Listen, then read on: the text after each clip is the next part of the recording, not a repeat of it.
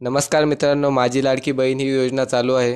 बऱ्याच महिला या योजनेचा फॉर्म सेतू केंद्रातून भरत आहे, तर बऱ्याच महिला या योजनेचा फॉर्म घरबसल्या भरत आहे ऑनलाईन.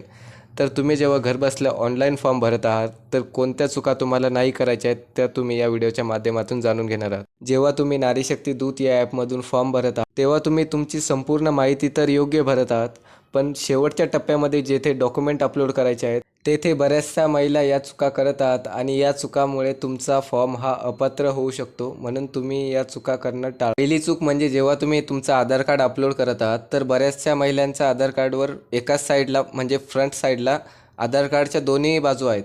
तर बऱ्याच महिलांनी आपलं आधार कार्ड हे छोटं करून घेतलेलं आहेत आणि दोन बाजू या वेगवेगळ्या आहेत. तर महिला काय करतायत, फक्त एकच बाजू अपलोड करताय. जेव्हा तुम्ही एकच बाजू अपलोड करणार, तुमचा फॉर्म हा 100% अपात्र होणार आहे. म्हणून तुम्हाला आधार कार्डच्या दोनही बाजू अपलोड करायच्या आहेत. दुसरी सेम चूक ही तुम्ही राशन कार्ड अपलोड करतानाही करू शकता. राशन कार्डही तुम्हाला फ्रंट साईड आणि बॅक साईड हे दोन्ही साईडने अपलोड करायचं आहे, तेव्हाच तुमचा फॉर्म हा स्वीकारला जाईल. आणि शेवटची चूक म्हणजे तुम्ही संपूर्ण फॉर्म भरल्यानंतर शेवटी फोटो अपलोड करायचा आहे, तर तेव्हा तुम्ही हा लाईव्ह फोटो अपलोड करा. जर तुम्हाला माहिती जराशी महत्त्वाची वाटली असेल तर अशाच नवनवीन व्हिडिओसाठी आपल्या चॅनलला सबस्क्राईब करा.